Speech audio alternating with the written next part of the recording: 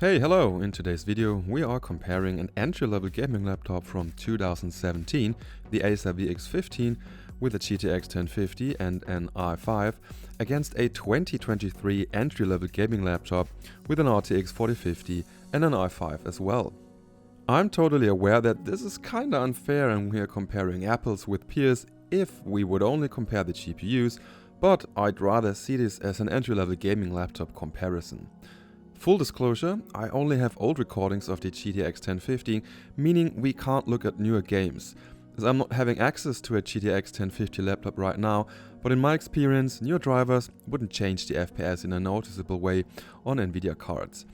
At the same time, newer games would barely run on the older laptop, as the GTX 1050 and the old i5 7300HQ it has as a partner are surely too weak to play games like Cyberpunk 2077 or The Last of Us or Hogwarts Legacy. And I'm aware that the recordings that I'm using are not optimal, as I would often record the 1050 laptop with lower settings to achieve playable frame rates back then. However, as you will see, the results are pretty consistent nonetheless. The Acer VX15 would cost around $900 back then when it was released, and the cheapest RTX 4050 laptop you could get right now, which is comparable to the performance in this unit, is probably around $1,100 to $1,200 depending on where you live. Please excuse the fact that the old recordings use a different OSD that isn't even consistent. I was playing a lot around with it back then. So, no more boring technical stuff, let's just talk about the benchmarks and jump right into the games. Okay, so here we have Assassin's Creed Odyssey, in which I actually had a recording with high settings running the integrated benchmark.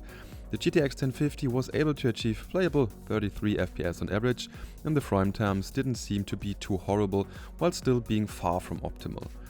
The RTX 4050 with its new Intel i5 13500HX was achieving a high 104 FPS on average instead, which is about 3.1 times more compared to the GTX 1050 just 6 years later. Not too shabby, but you can also see that the old 4-core i5 is holding back the GTX 1050 as it's almost fully utilized most of the time. In Red Dead Redemption 2 I was using a mix of low and medium settings back then, and the image quality is pretty bad to be honest.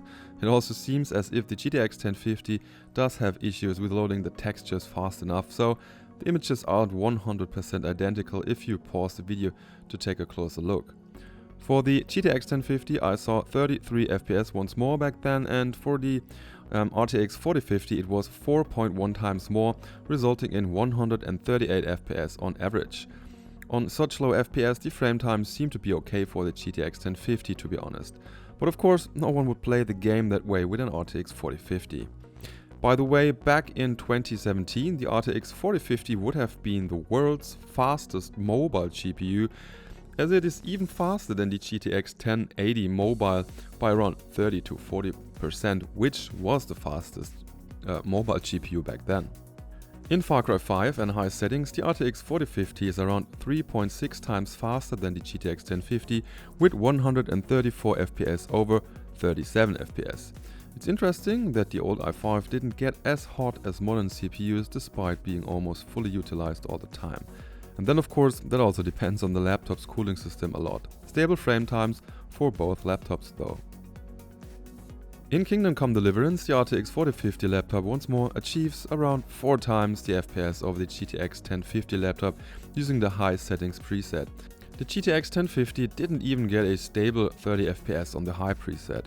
But considering the new laptop has a 240Hz display, we haven't seen games that could fully utilize those 240Hz yet, at least on the settings that I used.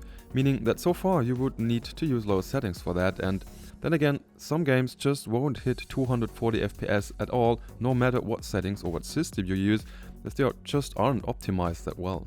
In Forza Horizon 4 and the medium preset, I was getting pretty close to 240 FPS on the RTX 4050 though.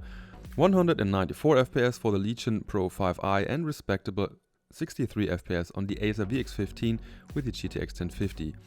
Playable pretty well on both laptops to be honest. Of course, all the tests in this video are at 1080p since the 1050 would barely manage to cope with 1440p. In Metro Exodus, the benchmark, I was using the low settings preset with a resolution scaling of 100%, resulting in around 30 to 50 FPS on the GTX 1050 and around 180 FPS on the RTX 4050 laptop, so once more around 3 times as fast as the 6-year-old laptop from 2017. Bioshock Infinite seemed to scale very badly with the new hardware, which is kinda weird because Bioshock 1 actually does, in which I was getting around 300 FPS even on the VX15 back then. So in this game I only saw around 50% more FPS on the RTX 4050, which is by far the worst result in today's video.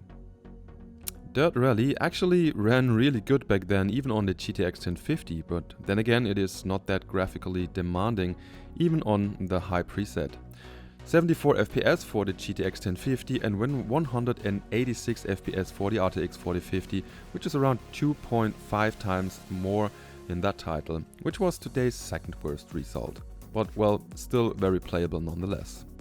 In Shadow of the Tomb Raider, the Lenovo Legion Pro 5i can once more flex its muscles and achieve around 4.3 times more FPS than the GTX 1050 with its 31 FPS using the high preset.